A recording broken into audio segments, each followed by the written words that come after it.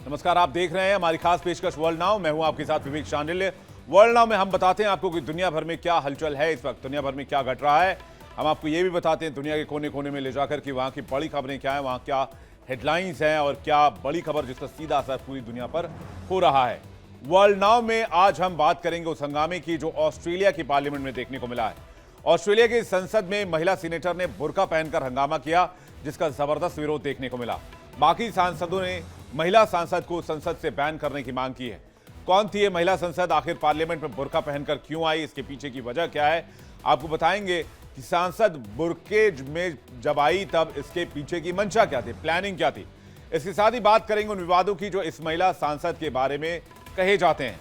One nation party क्यों अक्सर विवादों में रहती है। फिर बात होगी उन देशों की जिन्होंने सार्वजनिक जगहों पर बुर्का पहनने पर बैन लगाया है। सार्वजनिक जगहों पर बुर्के को लेकर कई देशों में सख्त नियम पाए जाते हैं। यहां तक कि कई मुस्लिम देश भी हैं जहां पर बुर्के को लेकर कड़े कायदे कानून हैं, बुर्के को बैन किया गया है। उन देशों के बारे में भी आपको डिटेल से बताएंगे। फिर बात करेंगे दूसरी खबर की, उस मॉडर्न टेक्निक की जो अब युद्ध की तकनीक बदल रही है। हाल की जंगों में हमने देखा है, चाहे वो रूस यूक्रेन का युद्ध रहा हो, चाहे वो इंडिया पाकिस्तान का एस्केलेशन रहा हो, बड़े हथियारों की जगह छोटे हथियारों ने ली है, जिन्हें लाना ले जाना आसान होता है, जो साइलेंट किलर की भूमिका निभाते हैं। यानी दुश्मन को कानों कान खबर नहीं लगती और दुश्मन का किला ध्वस्त कर दिया जाता है। अमेरिका समेत दुनिया के कई देश इस तकनीक पर काम कर रहे हैं। जी हां, बात हो रही है माइक्रो ड्रोन्स की। माइक्रो ड्रोन एआई से लैस हथियार तैयार किए जा रहे हैं। मॉडर्न तकनीक वाले हथियारों की बात करेंगे, कौन कौन से देश इस मॉडर्न टेक्नोलॉजी को अपना रहे हैं, कैसे ड्रोन ने आज के दौर में युद्ध के तरीकों को बदल दिया है और कौन से देश किस पायदान पर खड़े हैं ड्रोन निर्माण के क्षेत्र में, यह भी आपको डिटेल से बताएंगे। इसके बाद बात होगी अमेरिका के इस एक्शन की जिसने मादुरो की टेंशन बढ़ा दी है। अमेरिका जिस संगठन को लेकर मादुरो पर ड्रग्स तस्करी का आरोप लगाता रहा है, उसे ट्रंप ने बैन कर दिया है और एफटीओ की लिस्ट में डाल दिया है। कार्टेल डे लॉस सोलेस कैसे मादुरो का राइट हैंड बना, इसके बारे में बात करेंगे। और कैसे वेनेजुएला में एक ताकतवर संगठन बन गया, साथ ही यह संगठन कितना ताकतवर है और कैसे काम करता है, मादुरो से संगठन का क्या कनेक्शन है और अमेरिका ने इस संगठन को अलकायदा जैसे आतंकी गुटों की लिस्ट में क्यों डाल दिया है, इसके बारे में भी आपको बताएंगे। इसे क्यों बैन किया गया है, यह भी बताएंगे और कौन कौन से संगठन इस एफटीओ वाले लिस्ट में आते हैं, यह भी आपको बताएंगे। फिर बात होगी उस ज्वालामुखी की जो 10,000 साल बाद फटा है। इसे धरती का राक्षस क्यों कहा जाता है। विस्फोट से राख और करीब 15 किलोमीटर की ऊंचाई तक पहुंच। यह विस्फोट इतना घातक था कि ये एक अफ्रीकन कंट्री इथियोपिया में धमाका हुआ और इसका असर भारत में देखने को मिल रहा है। इस ज्वालामुखी का राख भारत तक पहुंच गया है। भारत में भी आसमान में इस ज्वालामुखी के राख देखे जा रहे हैं, जिसको लेकर चेतावनी जारी की गई है। डिटेल से बताएंगे ज्वालामुखी के बारे में और यह भी बताएंगे नवंबर के महीने में क्यों आखिरकार लगातार ज्वालामुखी में धमाके हो रहे हैं। क्या एक बड़ी आपदा के संकेत है, क्या एक विनाश का संकेत है जो 2026 में देखने को मिल सकता है, जिसे लेकर बाबा वेंगा ने भविष्यवाणी की थी, इसे भी खंगालने की कोशिश करेंगे। तो आइए देखते हैं वर्ल्ड नाउ। वर्ल्ड नाउ में सबसे पहले उस तस्वीर की बात जो पूरी दुनिया में हेडलाइंस बनी और यह तस्वीर आई ऑस्ट्रेलिया से। ऑस्ट्रेलिया के पार्लियामेंट से चौंकाने वाली तस्वीर सामने आई है। संसद में एक सीनेटर ने बुर्का पहनकर एंट्री ली, जिसके बाद सदन में हंगामा मच गया। तस्वीरें आपको दिखाते हैं बिग स्क्रीन पर और देखिए कैसे ये सांसद जो है वो पार्लियामेंट के अंदर आती हैं और तभी जैसे वो पार्लियामेंट के अंदर आती हैं बाकी सांसद उन्हें नोटिस करना शुरू कर देते हैं और पार्लियामेंट में ये जो सांसद हैं, सीनेट है, ये बुर्के में आती हैं और इसको लेकर हंगामा शुरू हो जाता है। इस तस्वीर को आप देखकर अंदाजा लगा सकते हैं कि ये दरअसल हंगामा किस बात को लेकर है। यहाँ एक बुर्के का इस्तेमाल किया गया है और बुर्का पहनकर एक सांसद सीनेट आती हैं और वो चेयर पर बैठ जाती हैं, जिसके बाद संसद में हंगामा मचना शुरू हो जाता है। जरा फुल स्क्रीन तस्वीर देखिए और आपको यह भी बताएं, आप ये जानकर हैरान हो जाएंगे कि ये जो सांसद हैं जिन्होंने बुर्का पहना हुआ है, ये दरअसल राइट विंग विचारधारा की एक सांसद है। जी हां, इनका नाम है सीनेटर पॉलिन हैंसन, जिनके बुर्का पहनने से जबरदस्त हंगामा शुरू हो गया। आपको सुनवाते हैं कैसे पार्लियामेंट में हंगामा हुआ।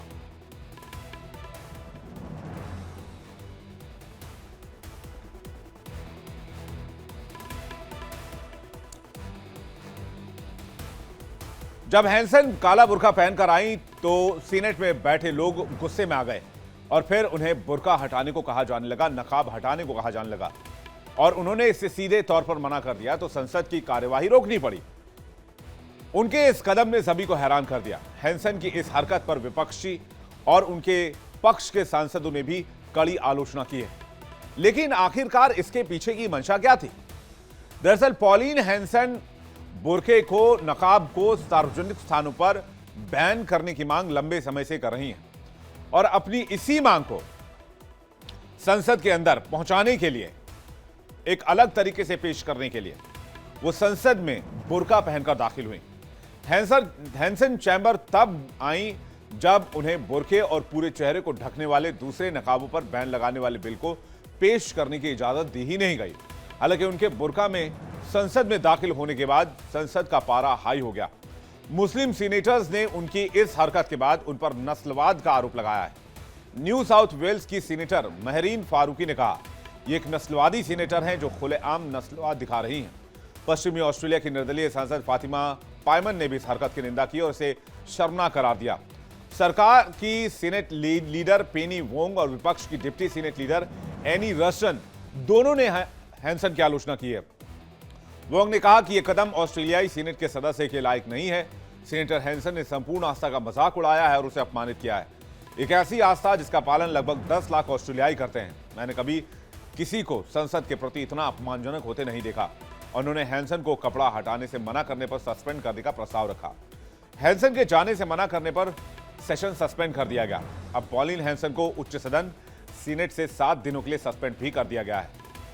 आपको बता दें कि संसद में बुर्का पहनकर हंगामा करने वाली सीनेटर पॉलिन हैंसन आखिर कौन है? ऑस्ट्रेलिया की एक मशहूर राजनेता हैं पॉलिन हैंसन, जो 1990 के दशक में एंटी इमिग्रेशन विचारों के लिए मशहूर हुई। एशिया से आने वाले अफजन और शरणार्थियों का विरोध किया। एशिया से जो लोग आ रहे थे शरणार्थी के तौर पर, उनके खिलाफ जमकर आवाज उठाई। 1996 में पहली बार निर्दलीय सांसद बनी। 1997 में उन्होंने अपनी खुद की पार्टी बनाई जिसका नाम है one nation one party. One nation one party के पास सीनेट में 4 सीटें हैं। 2016 में क्वींसलैंड से सीनेटें चुनी गई। 2003 में हैंसन को चुनावी धोखाधड़ी के आरोप में जेल में जाना पड़ा। पार्टी को भारी जुर्माना भरना पड़ा। 2015 में पार्टी का नाम पॉलिन हैंसन की वन नेशन रखा गया। सांसद रहने के दौरान इस्लामी पहनावे के खिलाफ उन्होंने कैंपेन चलाया। 2017 में नेशनल बैन की मांग करते हुए उन्होंने पार्लियामेंट में बुर्का पहना था। ये 2017 की बात है। लेकिन एक बार फिर से 2025 में उन्होंने पार्लियामेंट में बुर्का पहना है। सीनेट के इस साल के सत्र का आखिरी दिन 27 नवंबर होगा। हालांकि अगले वर्ष फरवरी में जब संसद फिर से शुरू होगी तब भी हैंसन का निलंबन जारी रहेगा। हैंसन ने बाद में मीडिया से भी बातचीत की और मीडिया से कहा कि उनका फैसला सहयोगी सांसद नहीं, 2018 में होने वाले अगले चुनाव में मतदाता करेंगे, वोटर्स करेंगे। बाद में फेसबुक पर पोस्ट किए गए बयान में हैंसन ने कहा कि उन्होंने सीनेट द्वारा उनके बिल पर विचार करने से मना करने के विरोध में यह कपड़ा पहना था। उन्होंने लिखा कि अगर वो नहीं चाहते कि मैं इसे पहनूं तो बुर्के पर बैन लगा दें। हैंसन ने कहा कि वो बुर्का पर अपने विचारों पर कायम है और तर्क दिया कि संसद के लिए कोई ड्रेस कोड नहीं होना चाहिए। उन्होंने कहा कि अगर आप बैंक या किसी अन्य स्थान पर हेलमेट पहनकर जाते हैं तो वहां आपको इसे उतारने के लिए कहा जाता है, तो फिर इसे नकाब अलग कैसे हुआ, बुर्का अलग क्यों है? मैं अपनी बात पर अड़ी रहूंगी। जिस चीज पर मुझे विश्वास है मैं उस पर कायम रहूंगी और आखिर में जनता ही मेरा मूल्यांकन करेगी। उन्होंने ऑस्ट्रेलियाई राजनीति में विवादों को बढ़ाया है, लेकिन कई लोगों का समर्थन भी पाया है। कुछ लोग मानते हैं कि ऑस्ट्रेलियाई संस्कृति पहचान की रक्षा कर रही है। वो पॉलिन हैंसन की राजनीति भी अक्सर विवादों में रही है क्योंकि वो कई समुदायों के खिलाफ सख्त और कट्टर विचारधारा रखती हैं। उनके बयानों से समाज में विभाजन बढ़ता है और कई बार वो असहिष्णुता को बढ़ावा देती हैं, ऐसा आरोप लगता है। पॉलिन हैंसन बुर्के का विरोध क्यों करती हैं? आखिर उनका पक्ष क्या है, ये भी जानना जरूरी है। आइए देखते हैं पॉलिन हैंसन ने क्यों बुर्के का विरोध किया हुआ है। सबसे पहले वो कहती है कि भाई ये राष्ट्रीय सुरक्षा से जुड़ा हुआ मामला है।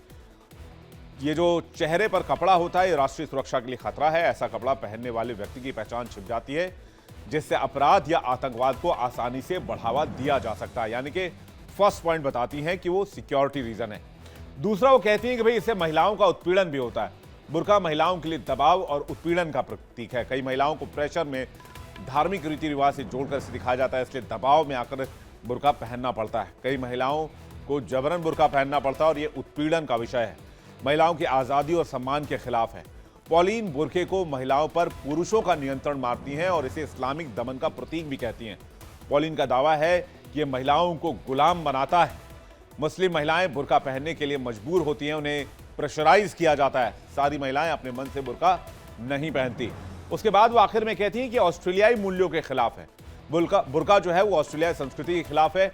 ऑस्ट्रेलिया में लोग एक दूसरे का चेहरा देखकर बात करते हैं। चेहरा ढकना हमारे समाज में फिट नहीं बैठता है। 2016 में उन्होंने कहा था कि ऑस्ट्रेलिया मुस्लिमों से भरा जा रहा है। फिर वो बराबरी की बात भी करती हैं, कहते हैं कानून बराबर होना चाहिए, कानून सबके लिए बराबर है, धार्मिक आधार पर किसी को छूट देना ठीक नहीं है। पॉलिन हमेशा से बुर्के की विरोधी रही हैं। हैंसन का मुख्य तर्क यह है कि बुर्का पहनने से व्यक्ति की पहचान करना मुश्किल हो जाता है। उन्होंने ये भी जोर दिया कि ऑस्ट्रेलिया को अपनी राष्ट्रीय पहचान और सांस्कृतिक मूल्यों को बचाना होगा और बुर्का पहनना इस पहचान के लिए खतरनाक है। इसलिए इसके लिए पॉलिन ने फैसला किया कि वो पार्लियामेंट में एक बिल लेकर आएंगी। इसलिए Pauline face covering prohibition bill पेश करना चाहती थी, जिसकी इजाजत उन्हें संसद से नहीं मिली और इसके खिलाफ उन्होंने पार्लियामेंट के अंदर बुर्का पहनने का फैसला किया। अब ये जो बिल है जो वो लाना चाहती हैं बुर्के के खिलाफ, वो क्या है वो देखते हैं। सार्वजनिक स्थानों में चेहरा पूरी तरह से ढकना दंडनीय अपराध माना जाए, जिस पर जुर्माने का भी प्रावधान हो। पुलिस को किसी भी महिला से चेहरा दिखाने को कहने का अधिकार हो, यानी कि पुलिस के पास ये पावर हो कि पुलिस किसी को भी चेक कर सकते हैं। अगर वो रीजनेबल सस्पिशियस हो तो धार्मिक आधार पर कोई छूट नहीं मिलनी चाहिए, उसकी भी चेकिंग होनी चाहिए। पॉलिन हैंसन ऑस्ट्रेलिया की दक्षिणपंथी नेता हैं जो पूरी तरह से चेहरा ढकने वाले कपड़ों पर प्रतिबंध लगाना चाहती हैं। यह उनका मुख्य राजनीतिक एजेंडा भी है। इसके अलावा हैंसन का विरोध उनकी एंटी इमिग्रेशन राजनीति का हिस्सा है, जो उनकी पार्टी को लोकप्रियता दिलाती है, लोगों के वोट्स दिलाती है। हालांकि हैंसन के करियर में विवादों की भरमार रही है। उन्होंने कई बार ऐसे विवादित बयान दिए जिन्होंने ऑस्ट्रेलिया की राजनीति में भूचाल लाने का काम किया है। कौन कौन से वो बयान हैं जो विवादों में रहे हैं पॉलिन के, वो भी देखिए। ऑस्ट्रेलियाई एशियाई लोगों से डूब जाएगा, एशिया के लोग ऑस्ट्रेलिया में भर जाएंगे। 1996 में हैंसन का पहला संसदीय भाषण था जो इमिग्रेशन के खिलाफ था। उन्होंने कहा कि एशियाई प्रवासी अपनी संस्कृति और धर्म रखते हैं। एशियाओं का बेहिसाब प्रवास सरकारों के लिए चुनौती है। अफ्रीकी लोगों को वो बीमार कह चुकी हैं। 2006 में दक्षिण अफ्रीका के लोगों के खिलाफ बयान दिया। उन्होंने कहा दक्षिण अफ्रीका से लोग आ रहे हैं जो एड्स से ग्रसित हैं। ये देश के लिए ठीक नहीं है, इससे नस्लीय घृणा और भेदभाव को बढ़ावा मिलेगा। फिर वो ब्रिटेन में मुसलमानों को लेकर बयान दे चुकी हैं। 2010 में पॉलिन हैंसन ने ब्रिटेन जाने की योजना बनाई और कहा ब्रिटेन अब मुसलमानों से भरा हुआ है। नस्लीय और धार्मिक भेदभाव को बढ़ावा देने वाला बयान इसे माना गया। फिर उन्होंने 2016 में एक बयान दिया कि ऑस्ट्रेलिया को मुसलमानों से डूबने का खतरा है। 2016 में पॉलिन ने सीनेट में स्पीच दी और कहा कि ऑस्ट्रेलिया मुसलमानों से डूबने के कगार पर है। हैंसन का तर्क था कि देश में मुसलमानों की आबादी तेजी से बढ़ रही है, ऑस्ट्रेलिया की सांस्कृतिक और सामाजिक पहचान को खतरा बन रहा है। फिर 2017 में पॉलिन संसद में बुर्का पहनकर आ गई। जी हाँ, 2025 का यह मामला पहली बार नहीं है। 2017 में पॉलिन संसद में बुर्का पहनकर आई। संसद में बुर्का पहनने को लेकर वालिद से कहा कि बुर्का उतारो, ये सुरक्षा का खतरा है, महिलाओं को ये दबाता है, ऑस्ट्रेलिया में इसका कोई स्थान नहीं है। फिर उन्होंने 2019 में ऑस्ट्रेलिया के पवित्र आदिवासी जगह पर चढ़ाई की। उस जगह पर चढ़ना आधिकारिक तौर पर प्रतिबंधित था। हैंसन ने इस प्रतिबंध को चुनौती देते हुए वहां चढ़ाई की और कहा कि आदिवासी की कोई परिभाषा नहीं होती है। फिर उन्होंने ग्रीन सीनेटर पर टिप्पणी कर दी। 2022 में मेहरीन फारूकी के बारे में ट्वीट किया, तुम्हें यह पसंद नहीं तो पाकिस्तान वापस चले जाओ। ये मेहरीन फारूकी के लिए लिखा। मेहरीन फारूकी पाकिस्तानी मूल की मुस्लिम महिला थी। पाकिस्तानी मूल की मुस्लिम सीनेटर पर इसे नस्लवादी टिप्पणी माना गया। फिर उन्होंने जेंडर आइडेंटिटी का मुद्दा उठाया। 2024 में सेक्स डिस्क्रिमिनेशन बिल पेश करने की घोषणा की। कानून में पुरुष और महिला की परिभाषा बायोलॉजिकल आधार पर हो। ट्रांसजेंडर अधिकारों के खिलाफ इस बिल को माना गया। फिर उन्होंने आदिवासियों पर 2025 में कहा कि भ्रष्ट आदिवासी उद्योग को समाप्त करें। आदिवासी समुदाय से जुड़े सरकारी और गैर सरकारी कार्यक्रमों का विरोध होना चाहिए। फंडिंग और नीतियों को खराब बताया। आदिवासी नीतियों पर हमला नस्लवादी माना गया। फिर उन्होंने ट्रांसजेंडर्स के मुद्दों पर बयान दिया और 2025 में ब्रिटेन के सुप्रीम कोर्ट के फैसले का जिक्र किया और क्या कहा, महिला जैविक रूप से स्त्री होती है। ऑस्ट्रेलिया अभी भी पीछे है। जैविक महिला की परिभाषा को कठोर बनाना चाहिए।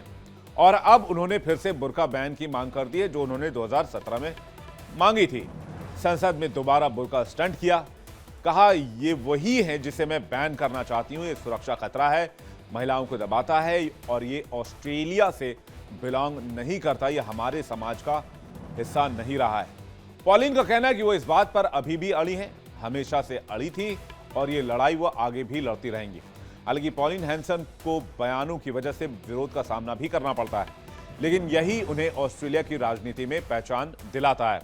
ये तस्वीर जो आप देख रहे हैं वो पॉलिन हैंसन की है, जो ऑस्ट्रेलिया में लगातार राइट विंग के मुद्दों को उठाती रही हैं। और इस तस्वीर में आप देख सकते हैं कैसे वो बुर्का पहनकर आती हैं। लेकिन जो मुस्लिम प्रतिनिधि थे ऑस्ट्रेलिया की संसद में, उन्होंने इसका विरोध किया। यहां तक कि उनकी जो पक्ष के सांसद थे, हालांकि ये निर्दलीय हैं, जो पक्ष के सांसद थे, उन्होंने भी पॉलिन के इस कदम का विरोध किया। ऑस्ट्रेलिया पार्लियामेंट की तस्वीर इस वक्त आप देख रहे हैं और काफी गुस्से में पॉलिन नजर आ रही थी। इस तस्वीर को देखकर आप अंदाजा लगा सकती हैं। आपको बता दें कि लगातार पॉलिन ये कह रही हैं कि उनकी ये लड़ाई जारी रहेगी और भविष्य में भी वो इस बात को उठाने से पीछे नहीं हटेंगी। पॉलिन की यही लाइन ऑफ पॉलिटिक्स उन्हें ऑस्ट्रेलिया की पॉलिटिक्स में अलग करती है और उन्हें अलग पहचान दिलाती है। लेकिन ऐसा नहीं है कि पॉलिन ऑस्ट्रेलिया की मांग कर रही है और ऑस्ट्रेलिया में बुर्के पर बैन की बात की जा रही है। ऐसा कहीं किसी देश में हुआ ही नहीं है, किसी देश में बुर्का बैन ही नहीं है। आपको जानकर हैरानी होगी कि कई मुस्लिम देश भी हैं। इवन तुर्की जैसा देश, जो मुस्लिम देशों का खलीफा खुद को घोषित करता है और बार बार कहता है, वहां पर आंशिक तौर पर बुर्का बैन है। स्कूल कॉलेजेस में बुर्का पहनना बैन है और ऐसी कई जगह, सार्वजनिक जगह, जहां बुर्का नहीं पहन सकते। बुर्के पर सख्त कानून लाने वाले ऐसे कई देश हैं। 20 देशों ने बुर्के को कंप्लीटली बैन किया हुआ है। यहां तक कि आज की तारीख में स्विट्जरलैंड एक ऐसा देश है जिसने 2025 में बुर्के को कंप्लीटली बैन कर दिया। 2011 में इसने आंशिक रूप से बैन किया था। यूरोप के कुछ देश जैसे कि स्विट्जरलैंड का नाम हमने बताया, इसके अलावा फ्रांस, बेल्जियम में ऐसे नियम पहले से ही हैं। यहां तक कि कई मुस्लिम देशों में भी बुर्के पर रोक है और कई देशों में बुर्के पर बैन को लेकर विरोध भी हुए हैं। एक मैप के जरिए देखते हैं कि दुनिया के किन देशों ने बुर्के को बैन किया हुआ है। इस मैप को देखकर आप थोड़ा हैरान भी हो सकते हैं। यूरोपीय कंट्री के साथ साथ कुछ मुस्लिम कंट्रीज भी हैं जिन्होंने बुर्के को बैन किया हुआ है। सबसे पहले स्विट्जरलैंड से शुरुआत करते हैं और उसके बाद एंटी क्लॉकवाइज चलते हैं किन किन देशों ने बुर्के को बैन किया हुआ है। स्विट्जरलैंड, इसके बाद ट्यूनीशिया, मिस्र। अच्छा, याद रखिए ट्यूनीशिया, मिस्र ये मुस्लिम बहुल देश हैं। Africa, Tajikistan, Sri Lanka, Austria, China, Uzbekistan, Kazakhstan, Bulgaria, Germany, Denmark, Netherlands और फ्रांस। ये वो देश हैं जहां पर बुर्के पूरी तरीके से रोक में है, बुर्के पर रोक लगाई गई है। इस लिस्ट को आप देख सकते हैं। 20 देश हैं जिन्होंने बुर्के को पूरी तरीके से बैन किया हुआ है। बुर्का, नकाब, हिजाब, चादर, अबाया, ये वो शब्द हैं जिन्हें लेकर अक्सर कंट्रोवर्सी हो जाती है। जिन देशों ने बैन लगाया उनका यही कहना है, चेहरा ढकने वाले कपड़े सुरक्षा के लिए खतरा हो सकते हैं। मैंने इन देशों की लिस्ट निकाली और उसको पढ़ा। उसमें जो कॉमन रीजन था, किसी ने कहा सामाजिक असमानता है, किसी ने कहा लिंग में भेदभाव है, किसी ने कहा कि सामाजिक ताने बाने को बिगाड़ता है। लेकिन एक कॉमन जो फैक्टर था वो सिक्योरिटी फैक्टर था, जिसको सभी देशों ने मेंशन किया था कि ये सिक्योरिटी पॉइंट ऑफ व्यू से ठीक नहीं है। और यहां पर भी वही बात आ रही है। जिन देशों ने बैन लगाया उसमें कॉमन फैक्टर ये था कि चेहरा ढकना सुरक्षा के लिए खतरा हो सकते हैं, क्योंकि इनसे लोगों की पहचान मुश्किल हो जाती है। साथ ही ये देश अपनी राष्ट्रीय, सांस्कृतिक और परंपराओं को बढ़ावा देना चाहते हैं। हालांकि कुछ लोग इन प्रतिबंधों को व्यक्तिगत आजादी पर, धार्मिक आजादी पर हमला मानते हैं। साथ ही इन देशों में काफी सख्त कानून है। दुनिया में हिजाब को लेकर क्या प्रावधान है, दुनिया के मुल्कों में बुर्के को लेकर क्या नियम है, आइए ये भी जानने की कोशिश करते हैं। और जो बात मैंने आपसे कही वो भी आप देखिएगा कि हर देश ने एक तर्क ये भी दिया है कि सिक्योरिटी रीजन से इसको बैन करना जरूरी है। फ्रांस बुर्का बैन करने वाला पहला यूरोपीय देश बना था। 2011 में यह बैन कंप्लीटली लागू किया गया फ्रांस में और इसके साथ साथ 13,000 जुर्माने का प्रावधान भी किया गया। जबरन बुर्का हिजाब पहनने पर भी जुर्माना लगाया गया। फिर बारी आती है बेल्जियम की। 2011 में ही बुर्के पर बैन लगाया गया था। बेल्जियम में भी नियम नहीं मानने पर 12,000 का जुर्माना और 7 दिन के जेल का प्रावधान भी यहां पर किया गया। फिर बारी आती है डेनमार्क की। अगस्त 2018 में डेनमार्क में इसे बैन किया गया, लेकिन इसके विरोध में जमकर प्रदर्शन हुए। हालांकि इसमें नियम यह बनाया गया था कि पहली बार पकड़े जाने पर 12,000 रुपए जुर्माना और दूसरी बार पकड़े जाने पर 85,000 रुपए का जुर्माना ठोका जाएगा। फिर श्रीलंका, जो कि भारत का पड़ोसी भी है, 2021 में बुर्के पर बैन लगा दिया गया। 2019 में ईस्टर संडे के आत्मघाती हमले के बाद इसे बैन किया गया। अब पूरी तरह से, हालांकि इस पर राष्ट्रीय कानून अभी नहीं बनाया गया है। फिर बारी आती है जर्मनी की। कुछ राज्यों में बुर्के पर बैन है। स्कूल में हिजाब पहनने पर पाबंदी है। स्विट्जरलैंड में जनवरी 2025 से बुर्के पर कंप्लीट बैन लगा दिया गया। नहीं मानने पर 96,000 रुपए का जुर्माना लगाया जा सकता है। जनमत संग्रह कराया गया, रेफरेंडम कराया गया, जहां पर 51.21% नागरिकों ने बैन का समर्थन किया। फिर बारी आती है नीदरलैंड्स की। 2019 से बुर्के पर यहां बैन लगा हुआ है। 10,000 रुपए जुर्माने का प्रावधान है। सार्वजनिक जगह पर बुर्का पहनने पर एंट्री बैन है। स्कूल और ऑफिस में भी एंट्री बैन किया गया है।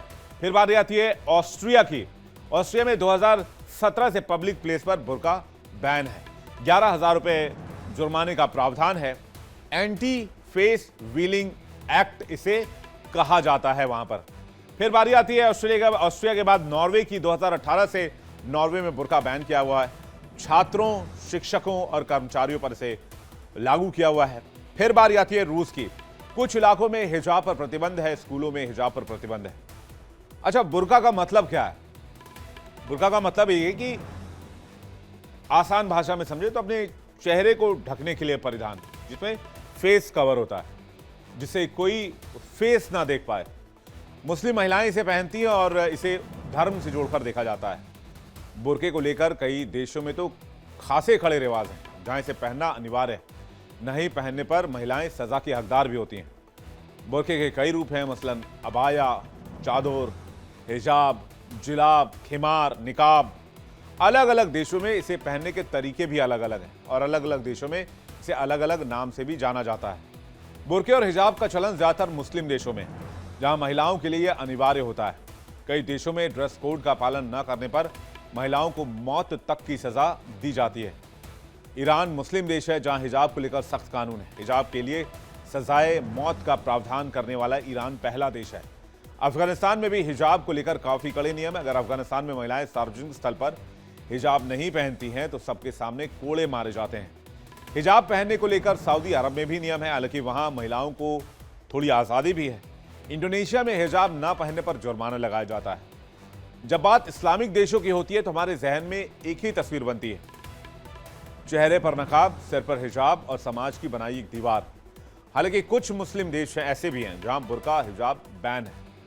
कौन कौन से ये देश हैं, चलिए आपको ये भी बताते हैं। कजाकिस्तान में 2025 से हिजाब पर बैन लगाया गया है। चेहरा ढकने वाले काले कपड़ों पर भी पाबंदी है। स्कूल में भी हिजाब नहीं पहन सकते। कजाकिस्तान में करीब 70% मुस्लिम आबादी है।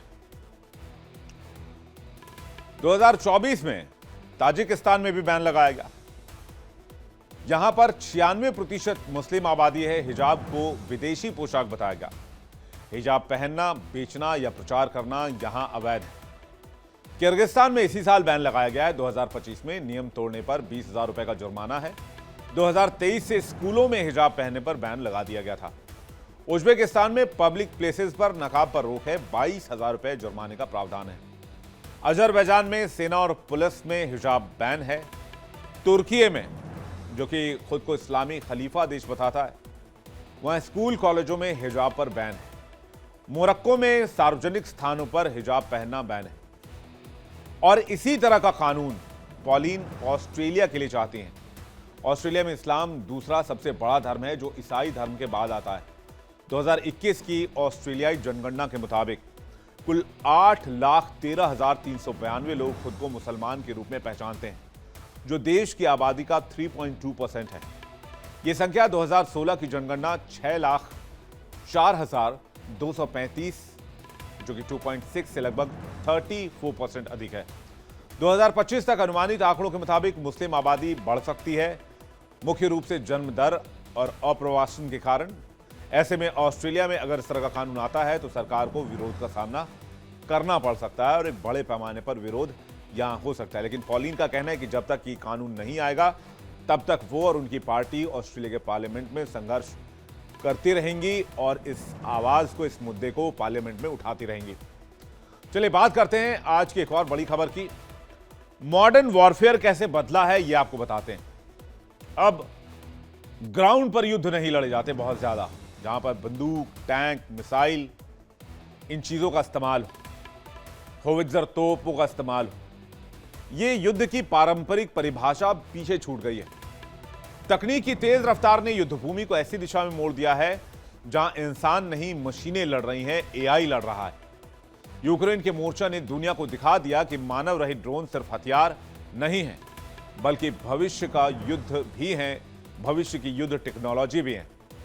आज की युद्ध भूमि में आपको गर्जना करते टैंक या आग उगलती तोप नहीं नजर आएंगे, बल्कि आसमान में मंडराते मानव रहित शिकारी हावी होते हैं। एक ऐसा हथियार जो न थकता है, न डरता है और न ही मिस होता है, यानी कि वो चूकते भी नहीं है। यूक्रेन के मोर्चों पर हर दिन ये तकनीक साबित हो रही है। रूस यूक्रेन युद्ध में असली चेहरा अब डिजिटल हो चुका है, जहां मौत दूरी से नहीं बल्कि एल्गोरिदम की सटीकता से आती है और ये दोनों तरफ से जारी है, चाहे वो रूस की तरफ से हो या फिर यूक्रेन की तरफ से हो। क्योंकि आज की तारीख में ड्रोन की सबसे बड़ी ताकत यह है कि वो सस्ते हैं, तेज हैं, खामोश हैं और हमला सटीक करते हैं। इतना सटीक कि अक्सर दुश्मनों को पता भी नहीं चलता कि किस दिशा से यह हमला हुआ है। यानी आने वाले समय में ऐसा होगा जहां सैनिक कम होंगे और मशीनें ज्यादा वॉरजोन में नजर आएंगी। दुनिया भर में डिफेंस टेक्नोलॉजी एक नए मोड़ पर पहुंच गई है। जहां कभी युद्ध टैंक और मिसाइलों से तय किए जाते थे, तो वहीं अब युद्ध का चेहरा हथेली में समा चुके हैं और कंट्रोल इन फिंगर्स पे रहता है।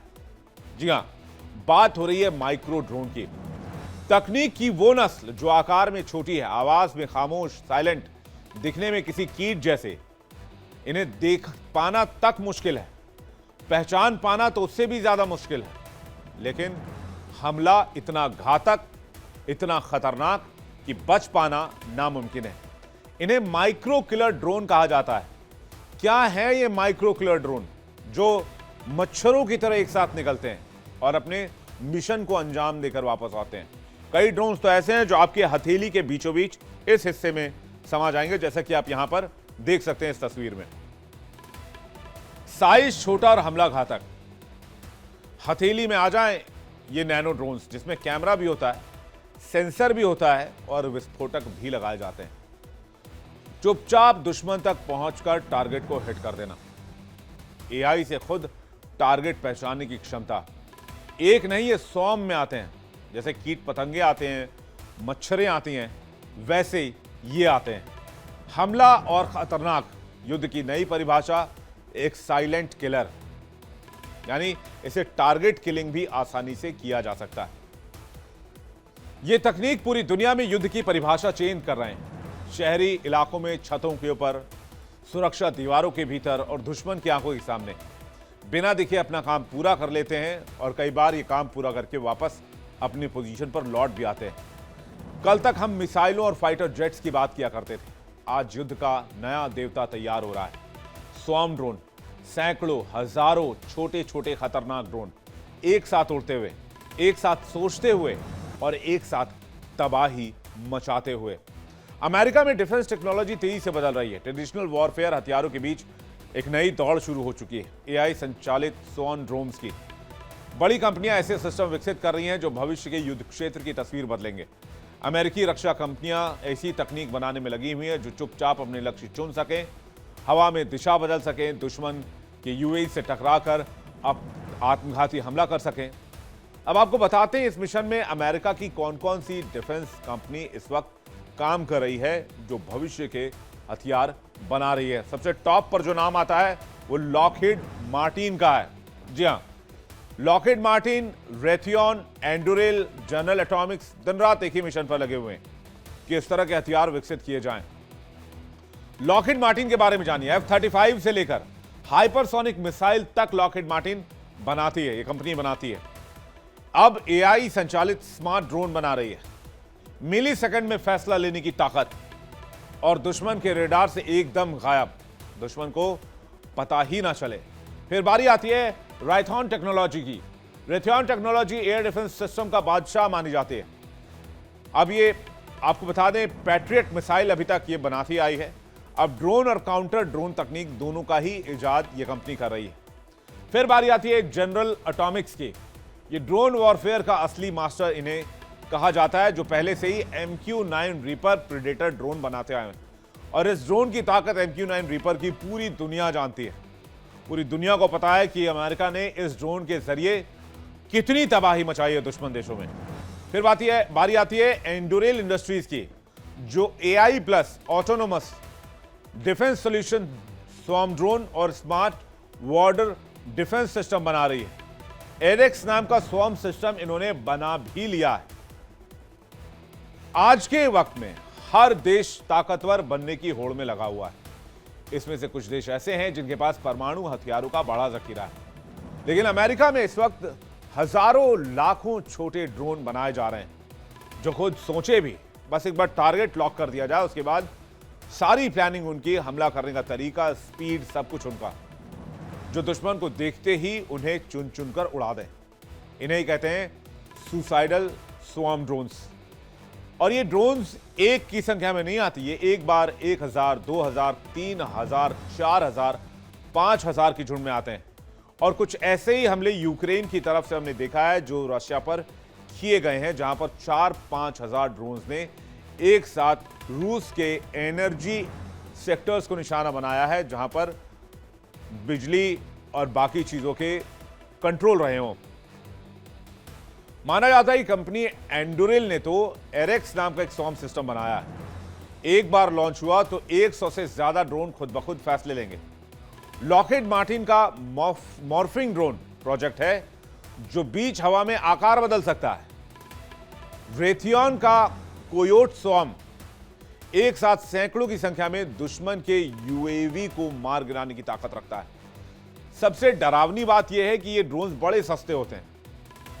एक F-35 फाइटर जेट की कीमत में कोई भी देश लाखों की संख्या में सुसाइडल ड्रोन बना सकता है। यानी जंग की गणित बदलने वाली है। यहां मामला महंगे हथियारों का नहीं रह जाएगा, यहां सस्ते हथियारों का, इंटेलिजेंस और आत्मघाती झुंड की बात होगी। इसमें रूस और चीन भी पीछे नहीं है, लेकिन इस वक्त अमेरिका सबसे आगे है। पेंटागन ने 2025-26 के लिए ही स्वॉर्म टेक्नोलॉजी पर अरबों डॉलर बरसा रहा है। अब किस देश के पास कितने घातक ड्रोन हैं, ये नजर डालते हैं। अमेरिका को ड्रोन के मामले में वॉरफेयर किंग माना जा रहा है। इसके पास छोटे RQ-11 रेवन से लेकर कई बड़े बड़े ड्रोन्स हैं, जिसमें MQ-9 रीपर तक शामिल है। घातक MQ-9 रीपर और high end RQ-4 Global Hawk तक ड्रोन्स बना चुका है अमेरिका। 13,000 से ज्यादा अमेरिका के पास जो है वो ड्रोन हैं आज की तारीख में। फिर बारी आती है तुर्की की, जो बैरक्टर TB2 ड्रोन बना चुका है और दुनिया भर में मशहूर है। अच्छा, ये जो ड्रोन है, इस ड्रोन को आपने इंडिया पाकिस्तान एस्केलेशन में भी इस्तेमाल होते हुए देखा होगा, जिसको इंडियन एयर डिफेंस सिस्टम ने मार गिराया था। यह मानव रहित एक सैन्य ड्रोन है, बैरक्टर B2। ये कई देशों को एक्सपोर्ट भी करता है। बरकतार आकांक्षी की अगर बात करें तो यह भी एक खतरनाक ड्रोन माना जाता है। यह भी मानव रहित वाहक विमान है, UAV है। इसमें भारी पेलोड ले जाने की क्षमता है। यह आधुनिक सेंसर, रेडार, बाकी चीजों से लैस है। यह हवा से जमीन और हवा से हवा में मार करने में सक्षम है। फिर है STM कार्गो। यह तुर्की की एक लाइटरिंग म्यूनिशन ड्रोन प्रणाली है, जो ऑटोमेटिक लक्ष्य का पता लगाती है और हमला करने की क्षमता रखती है। फिर बारी आती है ताइसेमिक, जो तुर्की भाषा में बिजली इसका मतलब होता है। तुर्की का एक टर्बोजेट संचालित उच्च गति वाला लक्ष्य वाला ड्रोन है सुपर सिमसेक, जो सीधे आक्रमण करता है। इलेक्ट्रॉनिक युद्ध और टोही मिशन में इसे शामिल किया जाता है। फिर बारी आती है देश के हिसाब से इजराइल की। इजराइल जो है वो डेडली एक्सपोर्ट पावर रखता है और इजराइल का हेरॉन टीपी, हर्मिस 900, स्काईलार्क, हैरोप, ये सारे आत्मघाती स्मार्ट ड्रोन हैं। ये दुश्मन के रेडार की पकड़ में नहीं आते और दुश्मन के रेडार को टारगेट करने में काफी सक्षम है। फिर बारी आती है ऑस्ट्रेलिया की, जो कि एक उभरती ड्रोन पावर बताया जाता है। ऑस्ट्रेलिया के पास आज करीब 557 सैन्य ड्रोन हैं। इसमें PD-100 black, hornet micro record drone और MQ-9 रीपर जैसे जो अमेरिका से लिए गए हैं वो ड्रोन शामिल हैं। रूस ड्रोन का छुपा रुस्तम है। रूस के पास ऑरलैंड 10 जैसी जासूसी ड्रोन मौजूद है और एक K8 है। K8 असल में रूस की एक ड्रोन है जो कि कॉम्पैक्ट और पोर्टेबल ड्रोन है। इलेक्ट्रॉनिक वॉरफेयर में निगरानी और लक्ष्य को ट्रैक करने के लिए इसे विकसित किया गया है। फिर है शाहिद ड्रोन, जो यूक्रेन से जंग के बीच रूस ने ईरान से शाहिद ड्रोन खरीदा था। यूक्रेन पर हमले के लिए इस ड्रोन का खूब इस्तेमाल हुआ और रूस बड़ी संख्या में अब शाहिद ड्रोन का उत्पादन भी कर रहा है। फिर बारी आती है फिनलैंड की। फिनलैंड के पास 412 ड्रोन हैं। इनमें से ऑर्बिटर 2B और रेंजर जैसे ड्रोन शामिल हैं। भारत की बात की जाए तो भारत ड्रोन के सुपर पावर वाले देशों में शामिल है। अगर बड़े ड्रोन्स की बात की जाए तो बड़े ड्रोन्स के मामले में भारत के पास 625 ड्रोन्स हैं, जिसमें से इजराइल से खरीदे गए हेरॉन 1 और स्पॉटलाइट शामिल हैं। एक ड्रोन है हमारे पास जिसका नाम है कामिकाजी ड्रोन। यह भारत का स्वदेशी ड्रोन है और यह नेशनल एयरस्पेस लेबोरेटरीज ने तैयार किया है। हर्मिस 900 भारतीय सशस्त्र बल के बेड़े में शामिल है। इस ड्रोन को अडानी डिफेंस ने एबल्ट के साथ मिलकर बनाया है। यह हाई क्वालिटी तस्वीरें खींचने में माहिर है, यानी कि एक बड़ा जासूसी ड्रोन है। अब इस तस्वीर को समझकर आप, इस एक्सप्लेनर को समझकर, देखकर आप ये समझ गए होंगे कि अब जो भी बड़ा युद्ध लड़ा जाएगा, जो भी बड़ी जंग होगी, वह पायलटों के बीच नहीं होगी, ग्राउंड में टैंक्स के बीच नहीं होगी, बल्कि एक क्लिक पर छूटने वाले स्वॉर्म ड्रोन को होगा, जो न रुकेगा, न झुकेगा, न किसी की सुनेंगे। ये ड्रोन इंसान से ज्यादा इसलिए खतरनाक है क्योंकि इनमें डर नहीं है। इनमें हमला करने से पहले फैसला लेने की ताकत भी नहीं है। एक बार लॉक तो लॉक। इनमें नैतिकता नहीं है, इंसानियत नहीं है। एक बार लॉन्च हो गए तो रोकना लगभग नामुमकिन है। जरा फुल स्क्रीन तस्वीर आप देखिए, कैसे झुंड में ये एक साथ उड़ते हैं और किसी भी क्षेत्र में जाकर तबाही बरसा सकते हैं।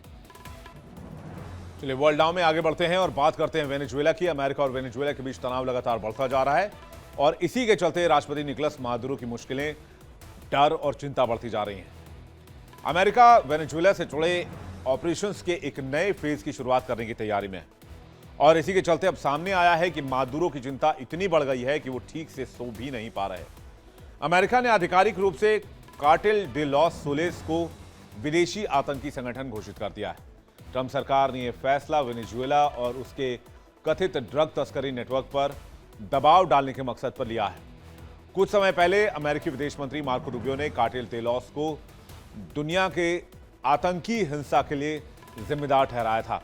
अमेरिका के इस फैसले से अंदाजा लगाया जा रहा है कि अमेरिका वेनेजुएला को लेकर अपनी नीति में और अधिक आक्रामक कदम उठा सकता है। राष्ट्रपति डोनाल्ड ट्रंप कई बार जोर दे चुके हैं कि वेनेजुएला पर सैन्य कार्रवाई उनके विकल्पों में शामिल है। भले समय समय पर उन्होंने बातचीत की संभावना भी जताई हो और किसी भी सैन्य हमले या विस्तृत ऑपरेशन से अमेरिकी अभियानों का दायरा काफी बढ़ाया जा सकता है। इस बार भी इस तरफ भी इशारा किया हो। पिछले कुछ महीनों में अमेरिका कैरेबियन क्षेत्र में बड़ी सैन्य तैनाती करके बैठा हुआ है। ड्रग तस्करी से जुड़े माने जाने वाले जहाजों पर हमले किए हैं और 80 से ज्यादा लोगों को मौत के घाट उतारा है। अधिकारी यह भी दावा करते हैं कि जहाज कार्टेल नेटवर्क द्वारा संचालित है। अब कार्टेल डे लॉस सोलेस को एक विदेशी आतंकवादी संगठन यानी कि FTO में डाल दिया गया है, यानी कि फॉरेन टेररिस्ट आउटफिट या फिर ऑर्गेनाइजेशन। साथ ही इस संगठन पर आतंकवाद से जुड़े और भी प्रतिबंध लगाए गए हैं। अमेरिका के मुताबिक इस संगठन में वेनेजुएला के राष्ट्रपति निकोलस मादुरो और दूसरे बड़े अधिकारी शामिल हैं। अब आपको यह भी बताते हैं कि कार्टेल डे लॉस सोलेस क्या है जिस पर अमेरिका ने बैन लगाया है।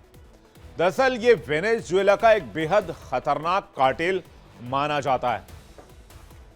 कहते हैं कि ये शक्तिशाली ड्रग कार्टेल है। इसकी शुरुआत 1990 के दशक से मानी जाती है। सेना के अधिकारियों की ड्रेस पर सूरज जैसे चिन्ह लगे होते हैं, इसलिए इस नेटवर्क को ऐसा नाम दिया गया है। 1993 में पहली बार इसका जिक्र एक जांच में हुआ। 2 जनरल पर ड्रग तस्करी के आरोप लगे। उन्हें अमेरिका जाने वाली कोकीन शिपमेंट को उन्होंने मंजूरी दी थी और यह कोई पारंपरिक कार्टेल नहीं है, बल्कि वेनेजुएला की सेना के रैंकों में फैला हुआ फ्रेगमेंटेड नेटवर्क इसे माना जाता है। यानी वो वेनेजुएला की अपनी सेना के अंदर एक भ्रष्ट गिरोह। इस नेटवर्क या स्टेट अबेंडेंट समूह के रूप में इसे देखा जाता है। बाद में जो भी सरकारी अधिकारी ड्रग तस्करी से जुड़ा मिला, सबको इसी कार्टेल का हिस्सा कहा जाने लगा, चाहे वो सब एक ही ग्रुप के हों या ना हों। 1990 और 1980 के दशक के बीच में इसकी गतिविधियां शुरू हुई। पड़ोसी देश कोलंबिया में मेडेलिन कार्टेल पर बड़ी कार्रवाई हो रही थी। पुरानी तस्करी की राहें जो है मुश्किलें भरी हो गई थी। ऐसे में यह कार्टेल कोकीन को नई राहों से ले जाने में मदद करने लगा। इसी दौरान कोलंबिया से कोकीन की तस्करी वेनेजुएला के रास्ते से होने लगी और कार्टेल डे लॉस सोलेस एक मजबूत नेटवर्क बनाने में कामयाब रहा। अब अमेरिका ने कहा है कि कार्टेल डे लॉस सोलेस का नाम एक आतंकी गिरोह का नाम है, जिसे वेनेजुएला के राष्ट्रपति निकोलस मादुरो और उनकी सरकार के बड़े नेता चलाते हैं। इसलिए अमेरिका ने इस ग्रुप को आतंकी संगठन घोषित कर दिया है। अमेरिका का मानना है कि मादुरो की सरकार गैर कानूनी है, क्योंकि पिछले चुनाव उन्होंने जो कराए वो धांधली से भरी हुई थी। किसी संगठन को आतंकी संगठन घोषित करने का मतलब होता है कि अमेरिकी सुरक्षा और अन्य सैन्य एजेंसियों को उसे निशाना बनाने और खत्म करने के लिए अधिक कानूनी अधिकार मिल जाते हैं।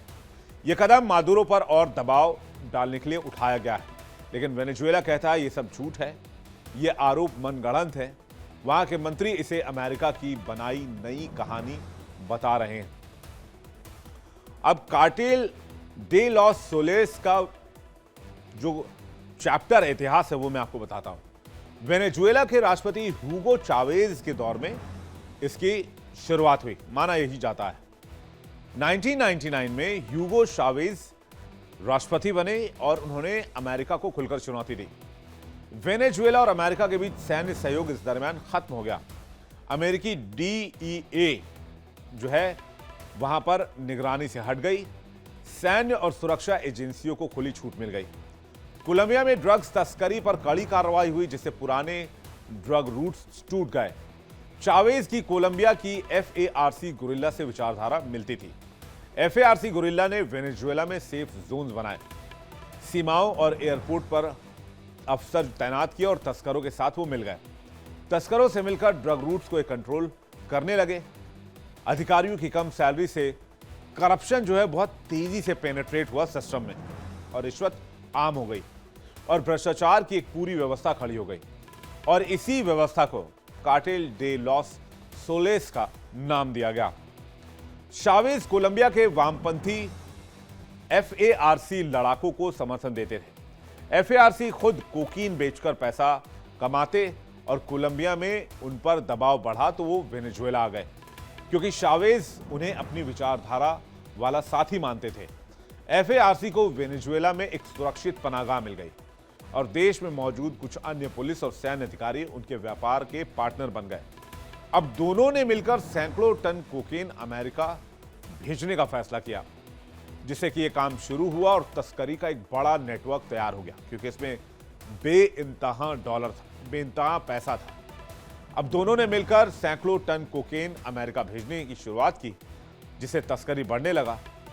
दावा है कि इस कार्टेल की जड़ें राष्ट्रपति मादुरो तक जाती हैं और सबसे बड़े नेता सरकार के टॉप लोग ही हैं।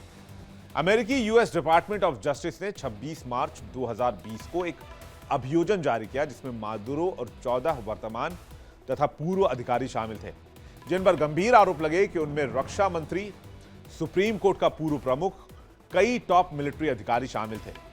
वेनेजुएला के ही कई पूर्व अधिकारी अमेरिका को जानकारी देकर पलट गए। अब जो अधिकारी शामिल थे जिन पर शिकंजा कसा, वो उसके बारे में आपको बताते हैं। पूर्व अधिकारियों की गवाही क्या कहती है। लिम्सी सालासार चावेज के सुरक्षा प्रमुख हुआ करते थे। 2014 में अमेरिका को बताया कि कोबेलो इस नेटवर्क के मुखिया हैं, लेकिन कोबेलो ने इसे अंतर्राष्ट्रीय साजिश का और आरोप को दरकिनार कर दिया। कोबेलो ने फिर एक नाम सामने आता है, जनरल अल्काला। 2020 में डीए के सामने आत्मसमर्पण किया। एफएआरसी और ड्रग तस्करी को समर्थन देने की बात इन्होंने कबूल कर ली थी। फिर एक नाम आता है, ह्यूगो कारवाखाल, खुफिया नेटवर्क प्रमुख। नार्को टेररिज्म के आरोपों को अमेरिकी अदालत में इन्होंने कबूल किया। 2024 में यूएस कोर्ट में ड्रग टेरर के आरोपों के लिए इन्हें दोषी पाया। आरोप है कि यह समूह, जिसका नाम है कार्टेल दे लॉस सोलेस, कम से कम साल 1999 से साल 2020 तक एक भ्रष्ट हिंसात्मक नार्को टेररिज्म षड्यंत्र में शामिल रहा है। तब तक अमेरिका की विदेश आतंकी संगठन सूची में केवल इस्लामिक स्टेट, अलकायदा जैसे खतरनाक वैश्विक आतंकी समूह शामिल होते थे। लेकिन इस साल अमेरिका ने अपनी नीति बदली और फरवरी में उसने लैटिन अमेरिका के 8 आपराधिक नेटवर्कों को भी एफटीओ में डाल दिया। कार्टेल डे लॉस सोलेस को इसमें जोड़ना एक बड़ा संकेत है कि वॉशिंगटन अब राज्य समर्थित आपराधिक नेटवर्कों को भी वैश्विक आतंकी खतरे के तौर पर देख रहा है। ट्रंप प्रशासन ने अपने प्रयासों के तहत वेनेजुएला की सरकार को कमजोर करने के लिए कैरिबियन में यूएसएस जेराल्ड फोर्ड एयरक्राफ्ट तैनात कर दिया है। वॉशिंगटन ने मादुरो की गिरफ्तारी में मदद करने वाले को सूचना देने के लिए $50 मिलियन का इनाम भी दिया। इसके साथ ही ट्रंप ने अपनी सेना कैरिबियन सी में तैनात कर दी है, जो वेनेजुएला पर कभी भी हमला करने के लिए तैयार है। अगर यूएस डिपार्टमेंट ऑफ स्टेट किसी विदेशी संगठन को एफटीओ यानी कि फॉरेन टेररिस्ट ऑर्गेनाइजेशन की लिस्ट में डाल दे तो इसका मतलब क्या होता है, यह भी जानते हैं। दरअसल यह एक अमेरिकी कानून है और इसे अमेरिकी कानून के तहत लगाया जाता है। विदेशी समूहों को एफटीओ घोषित किया जाता है। संगठन के आतंकवादी गतिविधियों में हिस्सा लेने पर इस तरह का एक्शन लिया जाता है और आशंका यह भी रहती है कि यह जो संगठन है इस आतंकवादी गतिविधि को आगे बढ़ाएगा। संगठन राष्ट्रीय रक्षा, विदेशी संबंध या अर्थव्यवस्था के लिए खतरा हो सकता है। अमेरिकी क्षेत्र में संगठन को सहायता प्रदान करना इसके बाद गैर कानूनी हो जाता है। सामग्री सहायता देना बंद कर दिया जाता है। वित्तीय प्रबंधन, वीजा, आयात निर्यात प्रबंधन लागू होते हैं। सदस्यों को अमेरिका में प्रवेश के लिए वीजा मिलने से रोक दिया जाता है। इसमें पहले से ही हिजबुल्लाह का नाम है, हमास का नाम है, अलकायदा का नाम है, अबू सयाफ का नाम इस लिस्ट में पहले से ही मौजूद है। लेकिन मादुरो और उनकी सरकार ने हमेशा ऐसे किसी भी अपराध में शामिल होने से इनकार किया और अमेरिका पर आरोप लगाया कि वेनेजुएला के बड़े तेल भंडार को कंट्रोल करने की चाहत में अमेरिका ये आरोप लगा रहा है। अब ट्रंप वेनेजुएला के राष्ट्रपति को पसंद नहीं करते और न ही उन्हें मान्यता देते हैं। ट्रंप कहते हैं कि जंग ड्रग्स के खिलाफ है, देश के खिलाफ नहीं। लेकिन क्या सच में अमेरिका की लड़ाई ड्रग्स के खिलाफ है?